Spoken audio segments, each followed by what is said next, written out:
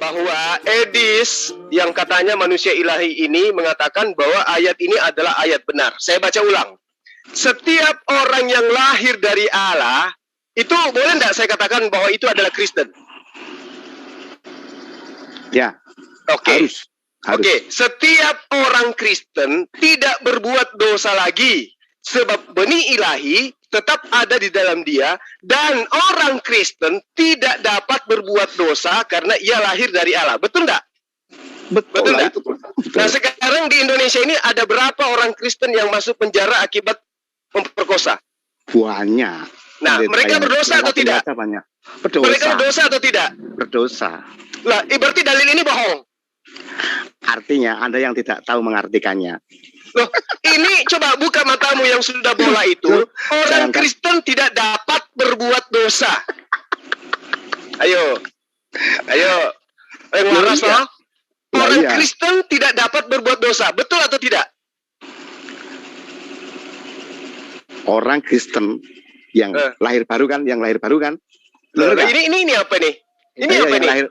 Yang lahir dari Allah. Setiap orang yang lahir dari Allah tidak berbuat dosa lagi. Sebab benih ilahi tetap ada di dalam dia, dan ia tidak dapat berbuat dosa karena ia lahir dari Allah. Ini yang maksud sini Kristen atau bukan? Ya Kristen lah. Sekarang yang memenuhi penjara di luar negeri sana, di Amerika, pesina, perampok, pencabul dan seterusnya, itu orang Kristen atau bukan? Orang Kristen semua. Oke. Berarti dalil ini bohong. Nah, artinya bohong boleh. Enggak apa-apa. Jadi kamu mau tunjukkan dalil apapun, kamu akan ditampar oleh dalilmu karena saya ahlinya. Ini kamu ditampar lagi nih. Oh enggak. Nah, saya ketawa itu karena memang Anda biar bilang gitu, aku seneng. Lah iya. Ini katanya orang Kristen tidak dapat berbuat dosa lagi, faktanya dia berbuat dosa. Maka itu. Makanya apa? Saya tuh senang Anda salah mengerti. Edi, kenyataan itu menyakitkan, Edi. Kenyataan itu menyakitkan. Enggak. Ayat ini saya bawa ke semua ustadz, itu ngomong begitu sama. Mau tak terangkan enggak? Terangkan enggak? Nah, coba Anda terangkan. Tapi jangan sampai Anda bertentangan dengan dalilnya ya. Wow, Edi Bade nggak pernah bertentangan. Oke, silakan. Aku sebenarnya ngasih kesempatan Anda ketawa-ketawa dulu loh. Oh iya dong. Iya. Tadi saya ketawain Anda. Nah iya nggak apa-apa. Iya udah. Iblis ngetawain manusia Allah itu nggak biasa. Iya udah. Anda kan ngaku sebagai Tuhan ya kan? Oh iya. Oke, sip. Ya beda. Jadi gini, dikatakan di situ orang yang lahir dari Allah. Orang yang melakukan dosa itu adalah manusia lamanya. Nah, manusia kelahiran barunya tidak mungkin berbuat dosa lagi. Karena Islam nggak ngerti konsep lahir baru. Kelahiran baru ada manusia ilahi itu nggak ngerti. Makanya dia pendeta pun bingung dengan ayat ini. Aliran-aliran lain bingung. Makanya kalau saya ini kan ahli yang ngerti maksud ayat itu. Jadi ketika Edi Bade hidup dalam kelahiran barunya, dia tidak mungkin berbuat dosa. Yang berbuat dosa adalah Edi yang lama. Maksudnya gitu. Jadi yang mana sih? Yang mana sih? Kalau yang lain tahan, biarkan Mas aja lah, biarin. Iya. Jadi ketika Anda mengatakan dalil ini menerangkan tentang orang yang lahir baru tidak akan pernah lagi berbuat dosa, dan dosa yang Anda maksud di sini diantaranya adalah mengingini yang bukan miliknya, melihat perempuan, mengingini dengan matanya, dan itu sudah dihitung dosa berzina. Ya toh? Nah, kemudian Anda mencoba untuk mengatakan orang Kristen itu dibebaskan dari dosa. Maka ketika muncul dalil ini, orang-orang yang berzina dan dia adalah Kristen. Saya ralat dulu Bang. Tidak dibebaskan dari dosa, dibebaskan dari hukum dosa, hukum Taurat. Kan tadi konteksnya hukum perjanjian lama. Iya. Dan kalau melanggar Taurat itu hukumnya dosa atau bukan? Iya itulah. Itu kan manusia lama. Loh. Iya, berarti kalau dia melanggar Taurat manusia lama ini dosa. Gini. Supaya nggak muter-muter ya kan, ini teman-teman jadi jenuh loh dengan pertanyaan Anda. Ini manusia baru ya. Iya. Manusia baru. Karena di konsep Islam nggak ada manusia lama, manusia baru nggak ada. Konsep ada juga di Islam itu. Oh ya wes nanti. Jadi kalau kamu bersyahadat masuk Islam, kamu itu manusia baru. Itu kalau di Islam. Syahadat itu kan cuma bicara, saya sering ngomong gitu kok. Iya, tapi bukan cuma di mulut. Nah, harus ya betul-betul sama. di hati. Makanya sama. Kita sebenarnya sama konsepnya, cuma Anda mengerti ayat ini harus saya terangkan. Tapi kalau Anda merasa ahli, monggo. Kayak tadi loh, Anda merasa menang, aku nggak akan terangkan. Tapi kalau memang mau tahu, tak terangkan. Nah, ini kan jelas ini. Setiap orang yang lahir dari Allah, orang yang lahir dari Allah itu adalah orang yang dibaptis. Benar enggak? Salah. Salah lagi. Salah. Nah, orang yang lahir dari Allah itu yang mana? Yang bersahadat dari hati. Yang bersahadat dari aku hati. ikuti Anda loh. Ya, kayak mana sahadatnya? Dari hati? Roma 10 ayat 9 dan 10 buka. Nah, aku gitu aja. Nah, itu yang tadi kan yang saya baca tuh. Nah, ya, Barang siapa yang berkata, ya tahu? Dengan mulutnya dan diimani sepenuh hati bahwa Yesus itu adalah Tuhan. Kan gitu ya? Bukan. Yesus itu adalah juru selamat. Juru selamat. Nah, sekarang orang-orang yang ada di penjara, mereka mengaku nggak dengan mulutnya bahwa Yesus itu juru selamat? Mengaku. Nah, kenapa mereka masih melakukan persinahan, masih berdosa, masih merampok, masih mencuri, membunuh? Mereka hidup dengan manusia lamanya, tidak hidup dalam kelahiran baru. Ini dalilnya, setiap orang yang lahir dari Allah tidak berbuat dosa lagi. Sementara artinya gini, setiap orang yang bersahadat di dalam hatinya bahwa Yesus itu adalah juru selamat tidak berbuat dosa lagi. Faktanya, beda. Anda melintir, beda. Jangan melintir sama saya. Ya, bersahadat dengan hidup dalam manusia baru itu beda loh. Nah, ya udah terangin lagi. Pikiranmu itu ketahuan terus, bro. Jangan melintir lah. Ya udah. Sebelum Anda menuduh saya, coba terangin lagi bersahadat dalam hati itu yang mana? Coba. Sekarang kalau kita masih contoh orang tuh kejauhan, Edi. Aku bersahadat dalam hati bahwa aku ini manusia berdosa. Dulu nggak karuan ya kan. Tapi aku percaya engkau. Ada rohmu dalam diriku. Dalam diriku ada manusia lama. Seyogyanya kalau bisa aku hidup dalam kelahiran baru yang tidak bisa berbuat dosa lagi. Tapi manusia lama ini selama saya hidup di dunia masih tetap ada. Maka saya harus menekannya. Maka kalau saya hidup di dalam kelahiran baru tidak akan berbuat dosa lagi. Saya berarti syarat untuk hidup baru itu bersahadat seperti itu. Syarat itu. Iya. Itu agama, bro. Nah, sekarang bersahadat dalam hati itu gimana maksudnya? Ini kan di sini ceritanya. Setiap orang yang lahir dari Allah. Kamu katakan lahir dari Allah itu orang yang bersahadat di dalam hati. Aku boleh ngomong sebentar ya. Kamu sebenarnya nggak mutu loh. Nggak tak pikir-pikir. Maksudnya kamu bertanya yang sebenarnya orang-orang tuh tahu konsepnya, tapi Anda paksakan cari celahnya itu loh. Nampaknya Anda pengen menang. Tadi Anda katakan, ini kan dalil. Anda yang menunjukkan 1 Yohanes 3. Ayat 9.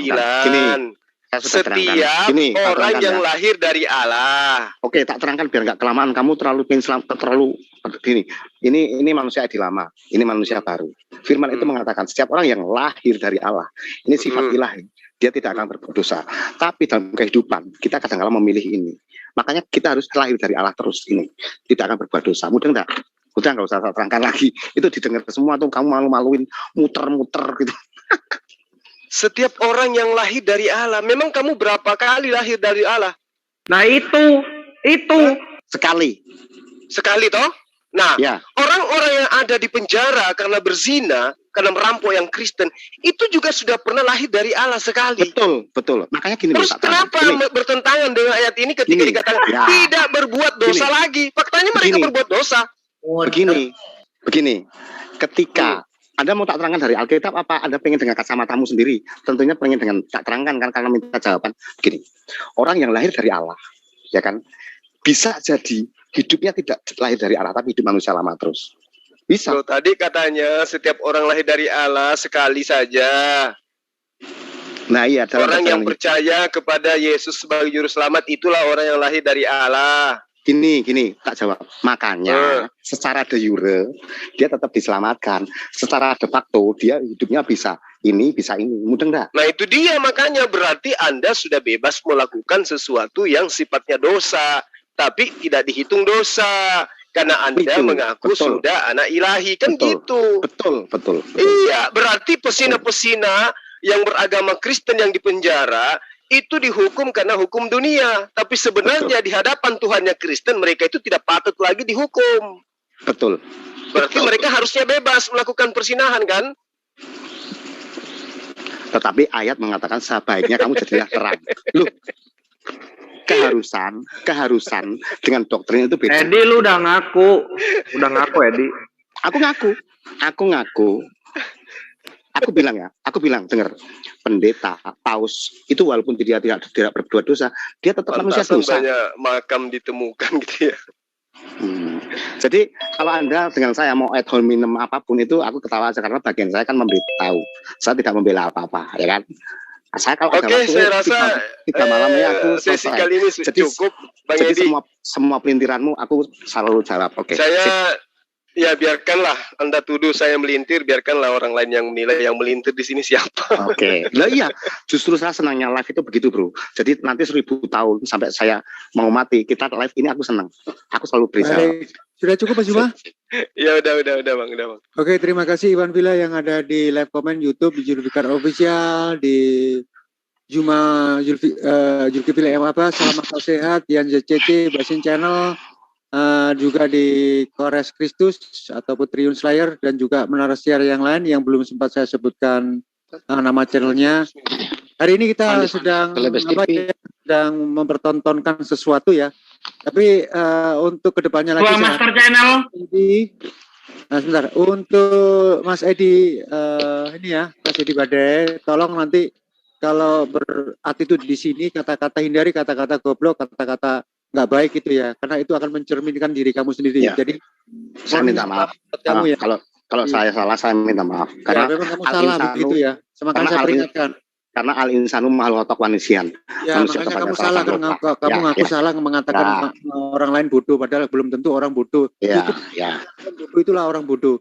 Demikian masih saya ucapkan karena lawan saya juga ngomong begitu. Saya ngimbangi lawan saya. Juga cukup kondusif. Yang saya lihat yang memulai pertama mengatakan bodoh itu kamu. Saya memantau dari awal sampai akhir. Ya, jadi kamu saya salah. Ya. Okay. Sebagai manusia saya salah. Orang sportif itu salah. Ngakui ya. Justru kalau kamu ngeyel itu kamu bukan manusia. Demikian teman-teman yang ada di live comment, terima kasih dan saya ucapkan wabillahi dan apapun Anda, saya mencintai Anda. I love you all. Bentar ya, saya lagi berbicara untuk menutup. Ya, tolong tahan dulu. Terima kasih. Terima kasih Bang Edis, Bang Zul. Ya, sama-sama Mas, sama-sama. Terima kasih buat Bang Edis yang sudah menghibur kita pada malam hari ini dan juga teman-teman di netizen ya.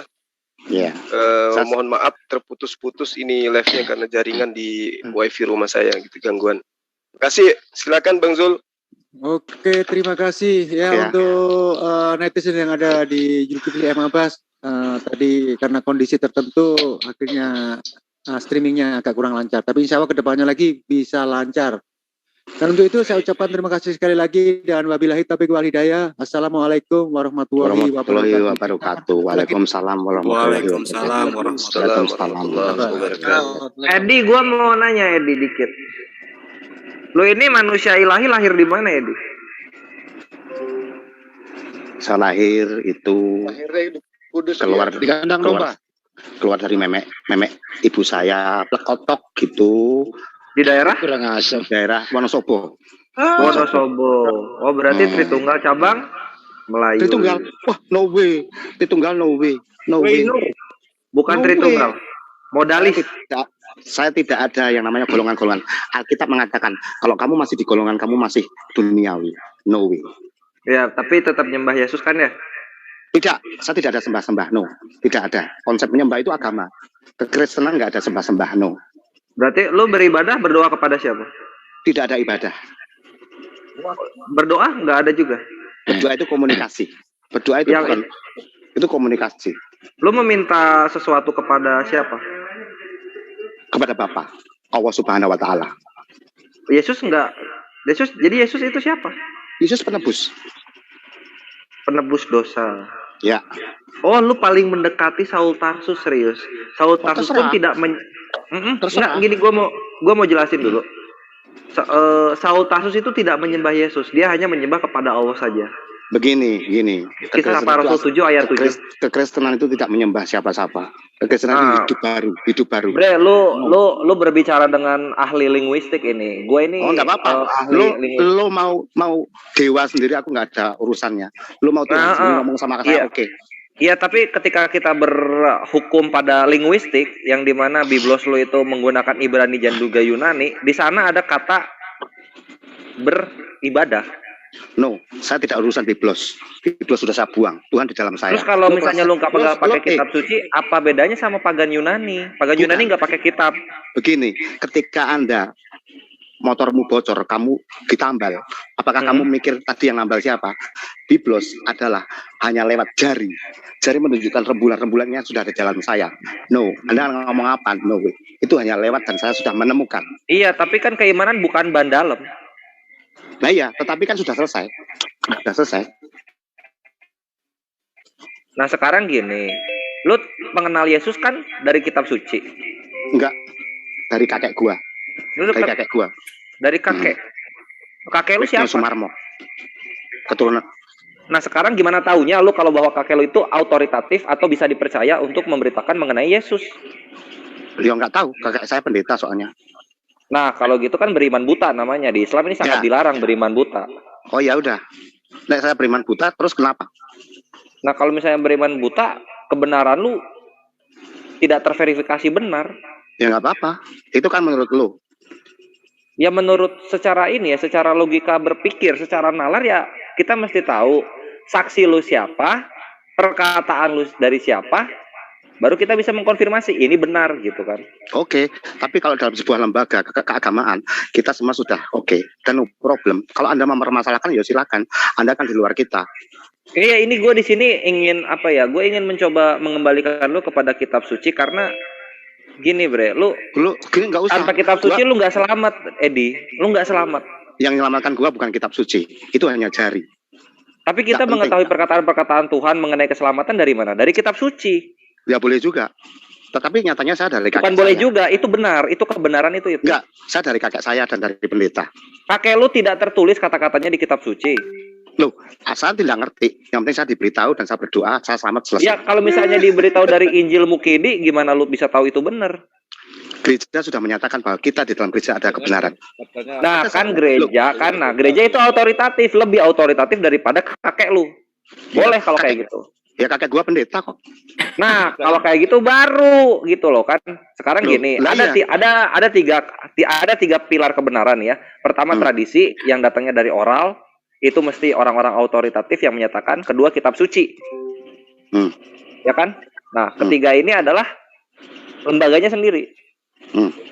Nah, lu nggak boleh memisahkan salah satu dari itu. Lu nggak boleh memisahkan. Karena kitab suci hanya bisa diterangkan oleh orang-orang yang mempunyai kompetensi.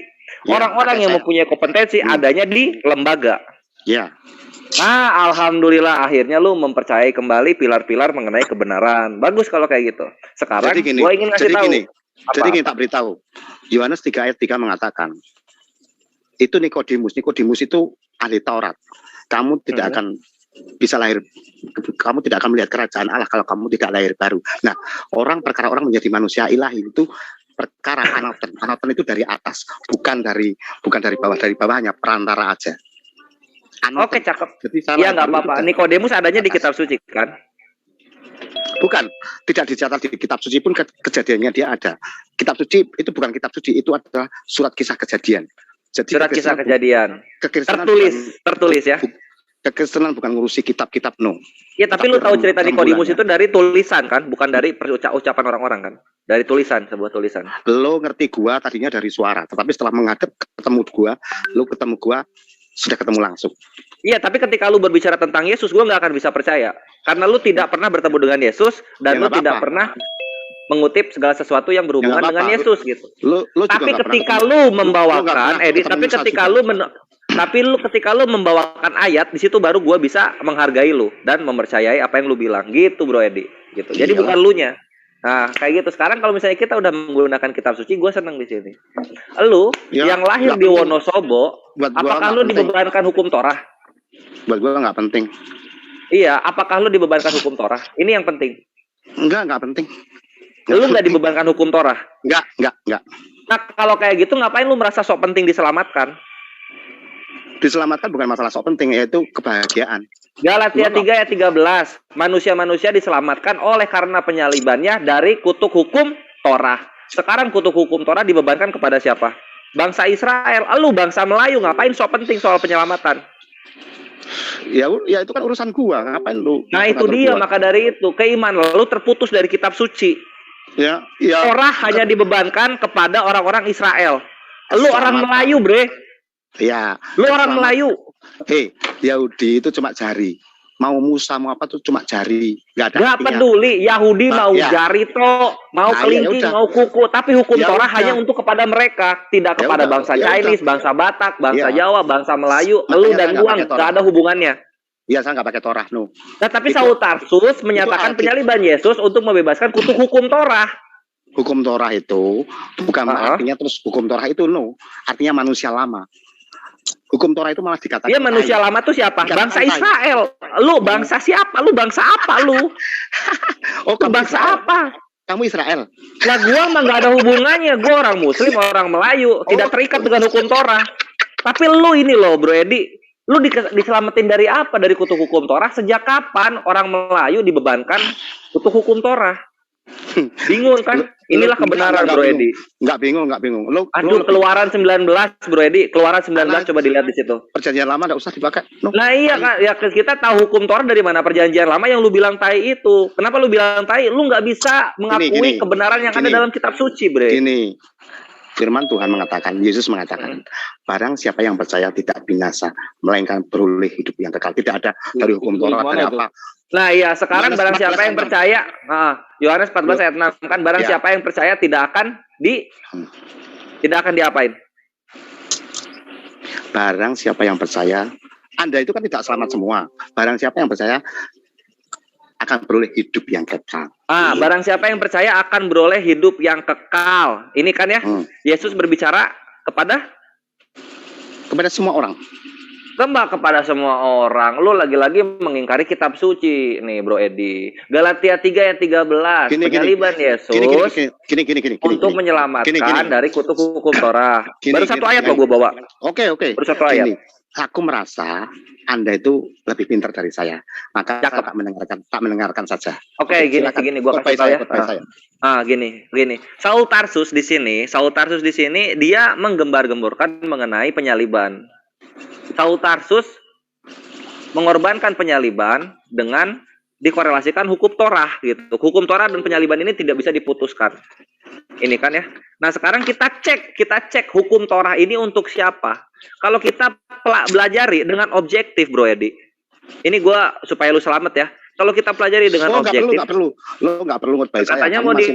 Katanya mau dihotbahi. Gini, saya dengar kamu, tapi jangan ngomong kamu selamat. Aku sudah warga surga.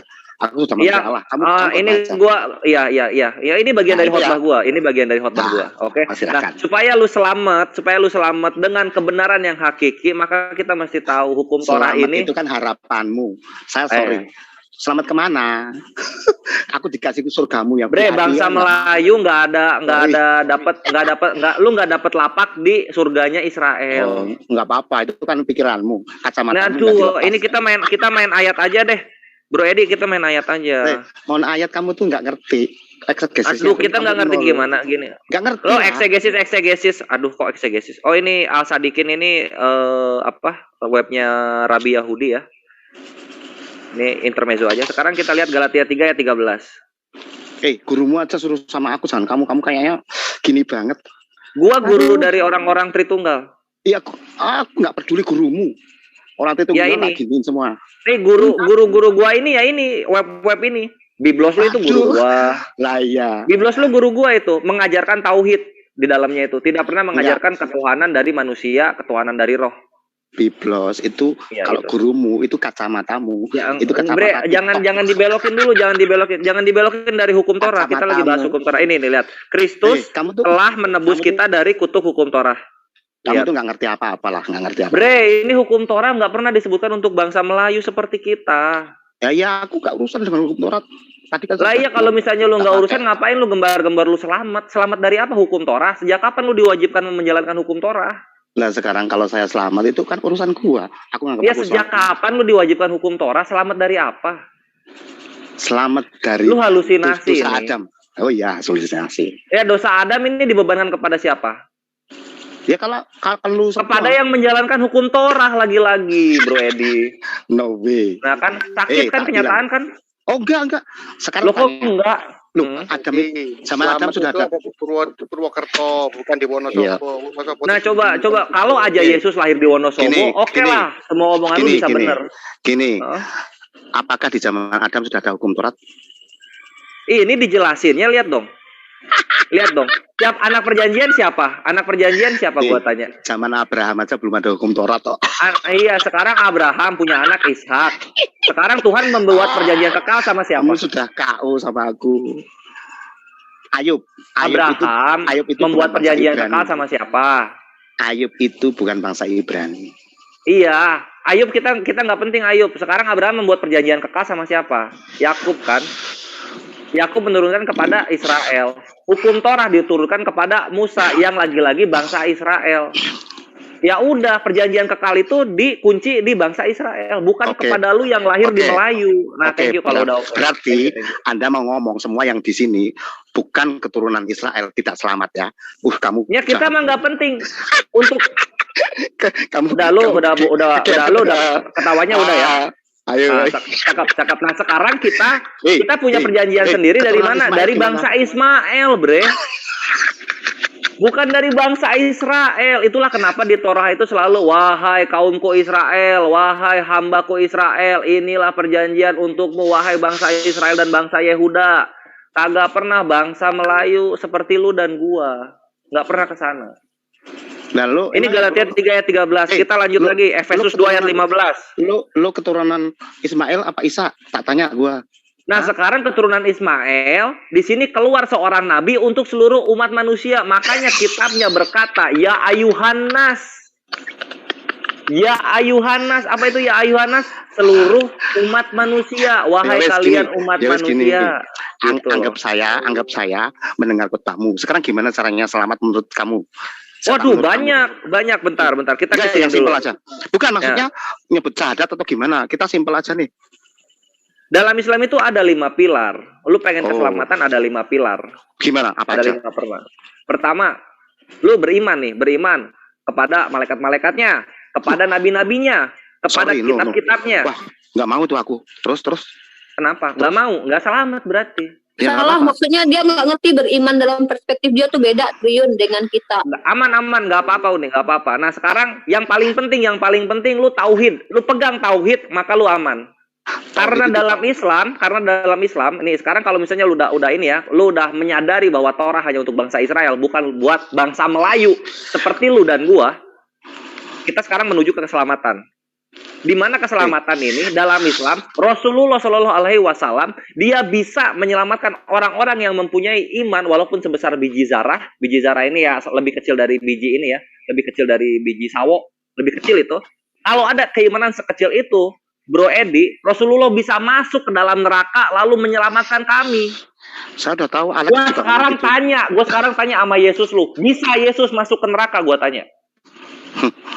Saya kayaknya kalau sama kamu itu nggak usah serius deh. Iya, gue tanya aja, bisa nggak Yesus masuk neraka nyelamatin orang yang mempunyai iman? Yesus nggak usah masuk neraka. Saya ini loh warga surga. Sudah nggak usah kan? Maka dari itu berarti Yesus nggak peduli dengan orang-orang yang mempunyai iman kepadanya walaupun sebesar biji sawi. Yesus nggak peduli karena Yesus nggak mampu menobrak hukum neraka. Maka lebih kuasa siapa? Rasul kami. Iya. Kamu tuh autis. Masya Allah. Ini kebenaran, Bro Edi. Ya kebenaran menurut kamu. Sekarang gimana? Sekarang gua tanya, Yesus bisa nggak nyelamatin Tritunggal yang masuk neraka? Kan nggak bisa, Bro Edi. Nggak bisa. Dia nggak bisa, Bro Edi. Kamu tuh menerangkan tapi nggak nanya, ya udah. Ini gue bertanya sekarang, bisa nggak Yesus nyelamatin orang yang udah masuk neraka? Yesus tidak nyelamatin orang yang mati. Dia menyelamatin orang yang ketika hidup percaya. Dengan kata lain? Ya mengaku beriman kayak tadi yang dikatakan. Dengan kata lain, orang-orang yang masuk neraka udah nggak bisa diselamatkan lagi kan? Lah kami, gini. Kami Muslim, Rasulullah kami bisa mendobrak neraka, menyelamatkan orang-orang yang mempunyai iman. Berarti sekarang, maaf ya, saya nggak menyinggung ya. Sekarang Muhammad masih hidup ya? Lah, nanti neraka tuh dibukanya nanti di akhir zaman. Bahkan Yesus sekarang adanya di mana? Di Oranon. Apa itu Oranon? Oke. Langit, bre. Enggak. Maaf, saya tanya. Loh. Saya nggak menyinggung. Nah, sekarang Muhammad masih hidup. Apakah masih hidup? Enggak gini, semua nabi-nabi yang sudah lulus misinya, mereka meninggal dan menunggu di alam barzah. Sedangkan nabi-nabi yang remedial, yang misinya belum tuntas, mereka masih hidup. Untuk apa? Diturunkan lagi di akhir zaman. Ini perbedaannya. Nah iya, tadi kamu bilang menyelamatkan dan menyelamatkan, dia sudah Tidak mati. akan ada nabi yang turun di bangsa Israel sepertimu Musa. Maaf bro, Anda tadi tak kerja. Tadi Anda bilang Muhammad bisa. Maaf, saya tidak menyinggung ya, karena Iya. Muhammad menyelamatkan dari neraka. Saya tanya, masih hidup apa sudah mati? Sudah mati, gimana? Dan nanti kan ada kebangkitan kan? Lu percaya kebangkitan kedua nggak? Percaya kan? Ya sama, Muslim pun percaya kebangkitan kedua. Di mana kebangkitan kedua ini kita masuk kemana? Ke hari penghakiman. Iya. Sama, kita sama kan? Nah, ketika di penghakiman itu orang-orang ada yang masuk surga, ada yang masuk neraka. Iya nggak? Sama ya? Sama, oke. Nah, sekarang ketika di Tritunggal ada orang Tritunggal masuk neraka, lalu di Islam ada orang Islam masuk neraka, kita lihat Yesus lu dan Rasulullah kami. Bisa apa yang dilakukan? Tidak ada orang percaya Yesus masuk neraka, itu nggak ada. Enggak, sekarang ya nggak ada yang percaya kan, karena memang Yesus nggak mampu, Bro Edi, berbeda dengan Rasul kami. Dengarkan bahasaku, tidak ada orang yang percaya Yesus masuk neraka, itu nggak ada. Bahkan waktu hidup aja dia warga surga. Jadi kita nggak usah ngomong tentang mati, oke? Oke, kalau begitu Yesus nggak bisa menyelamatkan orang yang ada di neraka. Itu aja poin gua sebenarnya. Kalau lu udah mengakui alhamdulillah. Jadi gini, alhamdulillah benar. Jadi memang kekristenan bukan untuk orang mati. Tapi selama Anda masih hidup, percayalah dia, jangan nunggu mati dulu. Tidak ada penyelamatan. Nah, kalau gitu, berarti tidak ada keselamatan di hari penghakiman. Sedih. Nah, kami sampai hari penghakiman ada keselamatan bagi kami. Enggak apa-apa. Memang beda, memang beda. Makanya lebih aman di Islam daripada di Tritunggal. Nah, iya, tapi kan saya milih tidak milih itu. Alhamdulillah kalau lu mengiyakan. Loh, iya. Nah, sekarang lihat kayak gini. Sekarang lu lihat kayak gini. Lu tuh menjual dari tadi gua lihat lu sama Guru Nazuma menjual Kristen itu adalah orang-orang yang lahir dari ilah sehingga selamat. Gua jebret pakai hukum Torah hanya bangsa Israel, lu bingung. Sekarang gua jebret lagi nih. Sekarang lu perhatiin ayat yang gua bawa, Bukan setiap orang yang berseru kepadaku Tuhan akan masuk ke dalam kerajaan sorga. Orang-orang yang percaya Yesus Tuhan, Yesus sendiri sudah memaktubkan hanya setengah yang masuk surga, setengah lagi masuk ke neraka.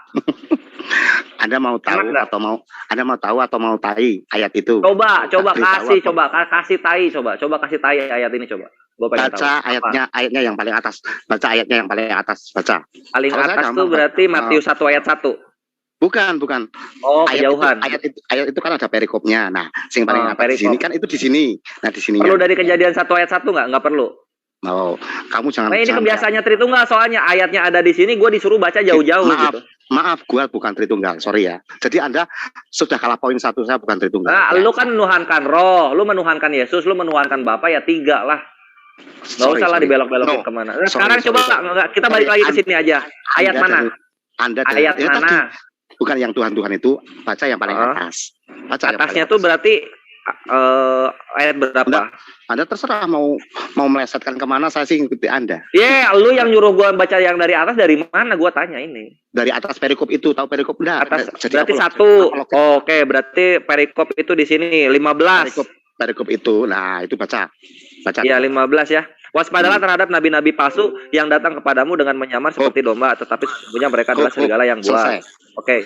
Ayat itu buat nabi-nabi palsu. Oke, buat nabi-nabi palsu yang menyatakan bahwa Yesus Tuhan. Sekarang yang menyatakan Yesus Tuhan, yang masuk berapa? Hanya setengah. Bro Edi, hanya setengah. Selamat datang di kebenaran, Bre. Baca lagi coba ayatnya. Waspada terhadap apa? Waspada terhadap nabi-nabi palsu. Terus?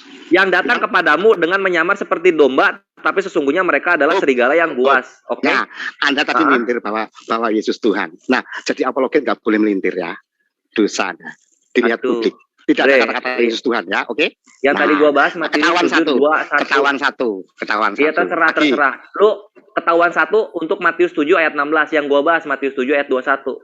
Coba lu lihat di sini. Jadi ketahuan di publik ya, Anda bohong. Kok nggak mau dibahas, Bro Edi? Itu namanya takia, Bro. Bro Edi. Takia salah satu ya. Nah, lu yang bertakia Korintus, Bro Edi, depan gua.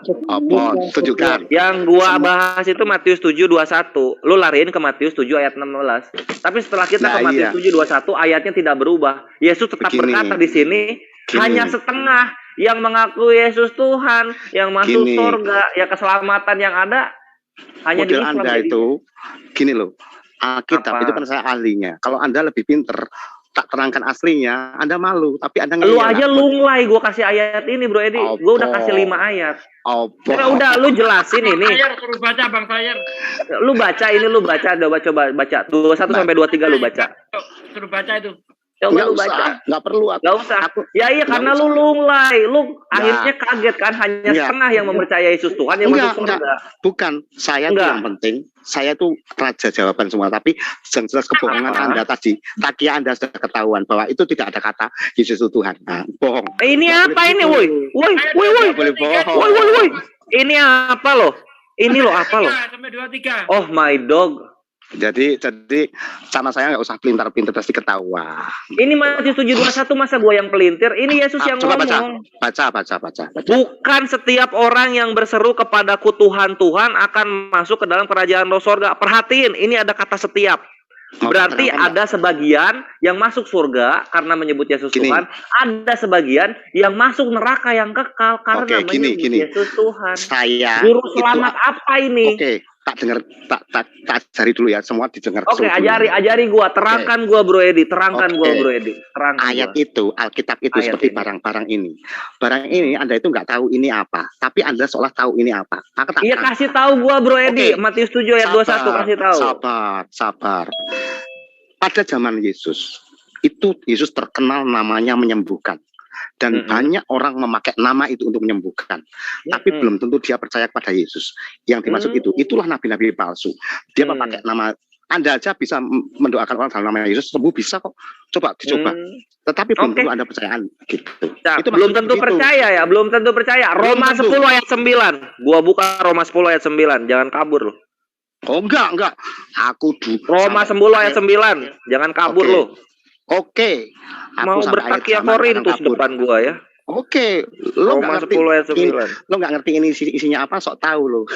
Nah nih, sebab jika kamu mengaku dengan mulutmu bahwa Yesus adalah Tuhan dan percaya dalam hatimu bahwa Allah telah membangkitkan dia dari antara orang mati, maka kamu akan diselamatkan. Duar. Mengaku dengan mulut, ini udah cukup diselamatkan. Tak beritahu. Apa, Bro Edi? Selamat datang di kebenaran. Gitu dong, diokein kalau gua ngomong. Gini tak beritahu. Thank you. Anda kan nggak ngerti. Konteksnya itu adalah penyembuhan. Masih nggak ngerti lagi gua. Lah ya nggak ngerti makanya. Masih nggak ngerti gua. Gini. Nah ya makanya. Lu dari tadi bertakia bilang hanya dalam hati. Hanya dalam hati. Lah ini Saul Tarsus ngomong, dengan mulutmu bahwa Yesus adalah Tuhan, maka akan diselamatkan. Makanya gua bawain ke Matius 7:21, hanya setengah yang percaya Yesus Tuhan yang masuk surga.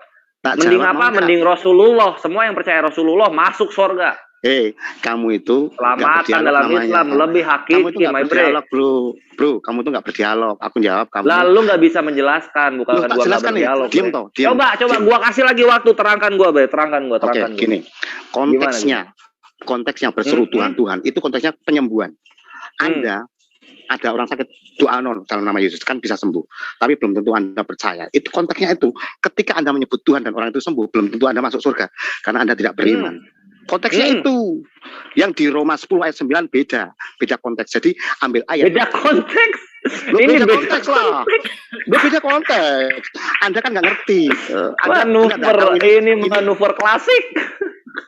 Beda konteks. Beda konteks. Kalau penyembuhan jadi mainan saya malam ini sih. Nggak apa-apa. Penyembuhan yang itu penting dalam gini yang penting. Kita balik lagi ke sini. Rumah sakit Katolik itu nggak perlu, Mas Edi. Nggak mana? Berarti dokter itu nggak perlu. Rumah sakit Katolik gini. Saya juga bukan orang yang aja langsung sembuh. Begini, itu peristiwa. Makanya ayat itu ada peristiwanya. Jadi Anda mau melintir kemanapun, tak ikuti pelan-pelan, nah orang cerdas mesti kebuka. Aku ini direkam, aku seneng. Jadi ini. Oh iya, ini kita ngerekam, kita membuktikan bahwa lu tidak berdaya dengan ayat-ayat yang gua bawakan. Lu tidak membawakan satupun ayat di mana menyatakan Yesus bisa menyelamatkan seluruh orang-orang yang percaya Yesus Tuhan. Buka. Hah? Kenapa? Hanya ada 2 golongan yang masuk surga itu, Mas Edi, yang dijamin masuk surga. Begini. Tunggal dan pemungut pajak. Begini, Anda itu kebanyakan peluru. Kalau sama saya, kalau Anda nggak tanya, Anda nerangin monggo. Dari tadi gua udah kasih lu kesempatan berkali-kali menerangkan apa yang terjadi. Apa yang Anda terangkan? Apa yang terangkan? Saya sudah jawab. Ya, dari tadi. Saya sudah jawab. Dan Anda itu tidak terima jawaban saya, monggo. Jawaban takia lu dijawab lagi sama ayat yang gua bawa. Roma 10 ayat 9 berkata, mengaku Yesus mulut dengan mulut bahwa Yesus adalah Tuhan, mendapat keselamatan. Beda konteks. Konteksnya itu di Iya, beda konteks. Kamu ngomong yang di pasar. Maksudnya apa coba beda konteks? Saul Tarsus dibantah oleh Yesus sendiri. Itu maksud gua, Bre. Terima kenyataannya. Bukan gitu. Artinya Anda nggak ngerti. Bukan gitu gimana? Hukum Torah dan keselamatan yang Saul Tarsus bawakan dibantah oleh Yesus sendiri. Ini kenyataannya. Ketawa kan lu? Lu ketawa. Habis kan lu? Habis kata-kata kan? Ya iyalah.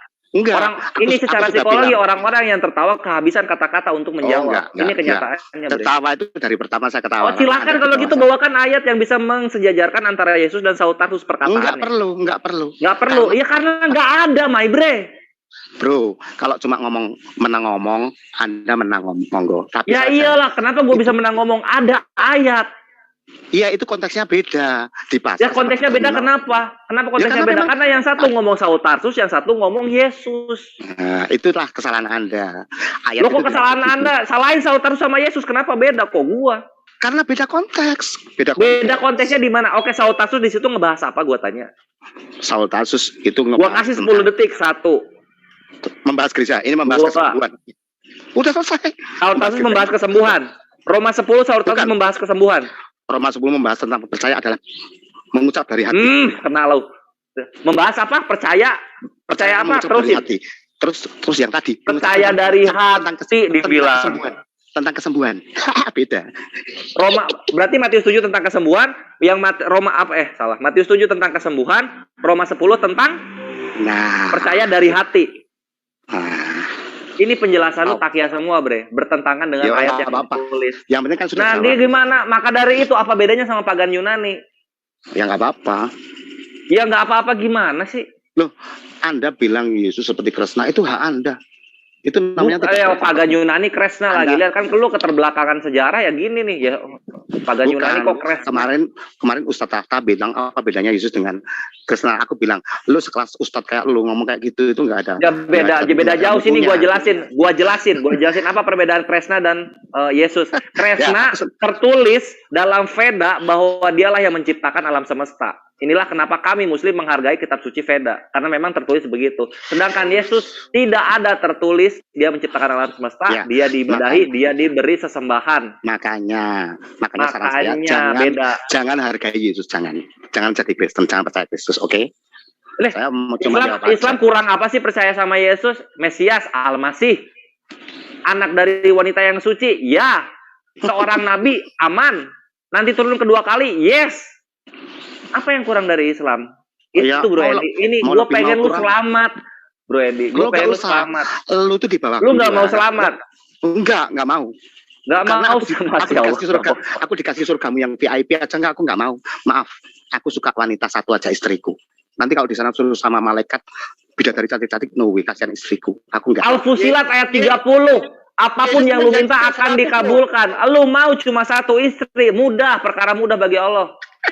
Player, kasih itu yang di surga istrinya 100 tuh. Iya. Yesus janjiin istri 100 loh. Oh iya. Kau bilang istri 1. Ini kalau saya itu setia sama istri 1, makanya dikasih surga yang istrinya banyak, bidadari cantik-cantik. Saya nggak mau. Bre, tapi gini bre. Lagian saya itu agak impoten. Saya agak impoten, jadi saya minder nanti di surga. Surgamu. Paham. Kalau itu paham. Bre, ini Matius 19 ayat 29 kita baca di sini ya.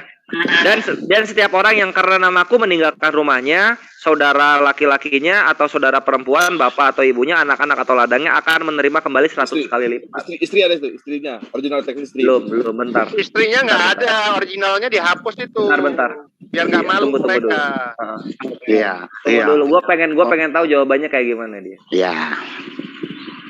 Lu dapat 100 istri, Bre. Matius 19 ayat 29 menjanjikan itu. Iya. Kalau kamu nafsir gitu monggo. Ini bukan tafsiran, ini tertulis. Iya tertulis. Tapi kan kamu tafsirkan dengan kacamatamu. Itu asik malah direkam aku. Ini tertulis lu akan mendapatkan 100 istri. Mana di kehidupan yang kekal nih. Dan setiap orang yang karena namaku meninggalkan rumahnya, saudara laki-lakinya atau saudara perempuan, bapak atau ibunya, anak-anak atau ladangnya akan menerima kembali 100 kali lipat dan akan memperoleh hidup yang kekal. Oke, terus Itu dapat 100 istri. Lu dapat 100 istri di kehidupan yang kekal. Bisa saya ngomong. Jadi bukan istrinya aja yang 100. Kamu tuh jangan jadi gila. Bapaknya juga 100, ibunya juga 100. Iya. Itu sama aja dengan gini loh. Allah itu mengatakan kami, bukan berarti dia itu lebih dari satu. Jadi setiap memaknai ayat itu ada ilmunya, bro. Jangan kayak gitu. Iya, gini kalau misalnya ada kata 100 kali lipat, maka itu adalah perkalian, menjumlah gandakan kuantitas. Itu bahasa kiasan. Jadi kamu harus belajar Alkitab lah. Lah iya kalau gitu kita anggaplah ini bahasa kiasan. 100 kali lipat ini bahasa kiasan. Maksudnya apa? Ada satu istri rasanya tuh sayang sama seperti 100 istri, maksudnya apa berarti? Anda itu tahu, tapi rapat banget maksudnya. Gini bro, saya bantu jawab. Assalamualaikum. Waalaikumsalam Pak Wendur. Halo. Apa kabar saudara-saudaraku semua yang ada di situ? Ini tolong dibantu Bro Edi, ini tolong dibantu Pak Wendur. Seberapa jam lagi ya? Seberapa jam lagi? Iya, gue juga ini kayaknya udah beres. Semoga jadi bahan pemikiran buat lo, Bro. Oh enggak, saya nggak akan pernah pikir. Saya nggak akan pernah mikir pikiran agama, enggak.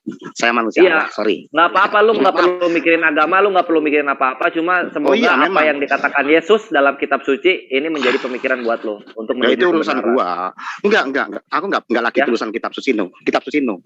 Yesus sudah dalam saya. Lu mesti percaya kitab suci. Karena tanpa kitab suci lu jadi pagan Yunani. Pelurumu dihemat kalau sama itu, oke. Pak Muklis, itu yang lengkap ada di Lukas. Kores Kristus, kakaknya Yesus ini. Pak Kores. Cyrus the Great, ya. Yang di Pertuan Agung Kores gitu dong, Pak Wendur. Oh iya, yang di Pertuan Agung ya. Nah, gitu. Gimana? Yang di Pertuan Agung. Ya, ini tadi masalah itu yang tadi Matius berapa? 29 ya, apa? 19 ayat 29. 19. Sebenarnya yang saya pahami atau yang kami pahami itu adalah itu bahasa kiasan kok. Jadi kalau kita mau lihat letterleknya, apa mungkin bapak kita jadi 100, ibu kita juga jadi 100. Apa yang nggak mungkin coba? Tuhan kan tidak terbatas, ya nggak? Nah, kalau untuk konteks itu masalah kualitas. Kualitasnya berarti satu istri rasa 100 gitu kan? Nah, ya kualitasnya. Itu biasanya nggak ada masalah kalau gitu. Nah, itu apalagi begitu kan model autis kan begitu. Loh, ini 100 kali lipatnya jangan dibuang dari kalimat. Lu pengen ini majasi, lu pengen ini literate silahkan gitu. Tapi jangan dihilangkan 100 kali lipatnya. Iya. Sekarang gua mengerti Bro Edi. Orang Kristen memahami itu adalah tentang kualitas. Iya, biarin aja. Kualitas rasa 100 kan. Kalau saya suka malah dia salah ngerti, biarin sampai mati. Lucu. Iya, nggak apa-apa. Muslim itu sangat simpel. Apa yang tertulis kami imani, apa yang tidak tertulis itu bidat.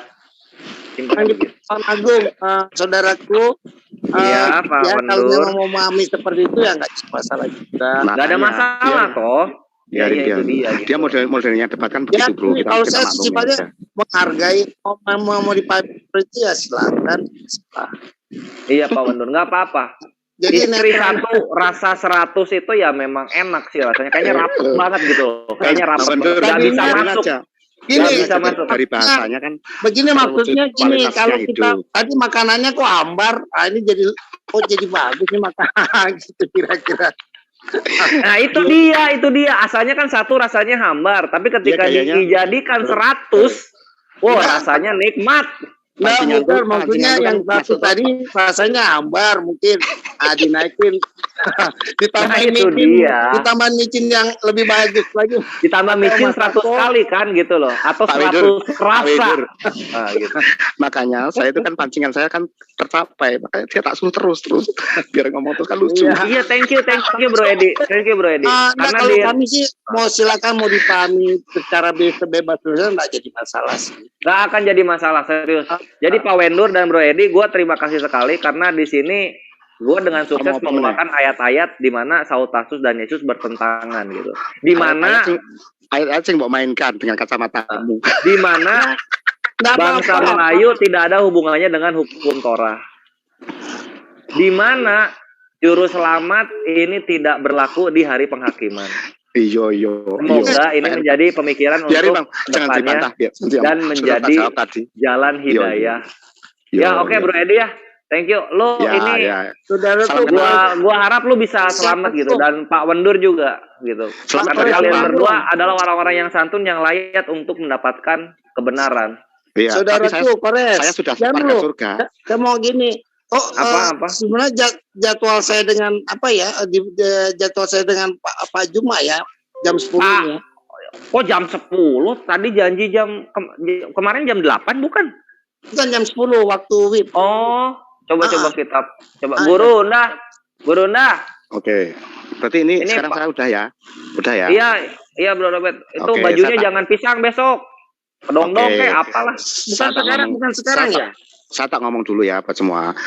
Apapun Anda, saya mengasihi Anda. Saya tidak ada rasa apa-apa. Dan kalau saya ada kata salah, saya minta maaf. Mungkin karena dialog, jadi gitu ya. Yang penting jangan benci saya. Oke. Bro, jangan pamit dulu dong. Udah lama kasihan tuh Pak Wendur pengen ditengenin. Iya, ini juga Bro Edi, semoga pribadi yang ada di Zoom ini sesuai dengan pribadi yang ada di WhatsApp begitu, karena gue cukup menyukai Bro Edi ketika ada di Zoom. Semoga di WhatsApp pun begitu, jangan berubah. Terima kasih Mas Layar, Mas Edi yang itulah Bapak seri kedua ya. Oh ini tadi Bang Slayer, aku tuh lupaan nih. Tanpa terjadwal ya. Ini bagaimana Mas Juma di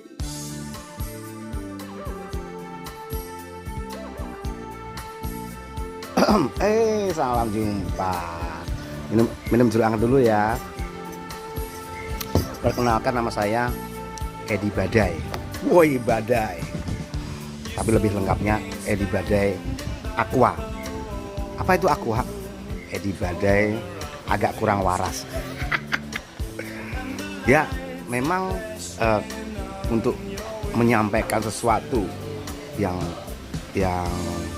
tidak siap dan murni, memang kita harus agak kurang waras. Apalagi saya menghadapi saudara-saudara saya yang juga kadang mengedit, memframing video saya. Mereka itu kan orang waras, jadi harus dihadapi dengan cara yang kurang waras. Edi Badai Aqua, Edi Badai agak kurang waras. Tetapi terimalah apa yang saya sampaikan supaya Anda menjadi waras. Oke? Dan dasar dari semua itu, saya yang sudah mengalami pencerahan dan saya yang sudah menjadi manusia ilahi karena ada roh Tuhan di dalam saya. Dasar saya adalah mencintai semua makhluk dan mencintai alam ini.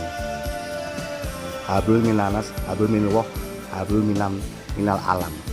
Kalau orang Buddha bilang sabi sata lavantu sukitata. Semoga semua makhluk berbahagia. I love you all. Bersama Edi Badai.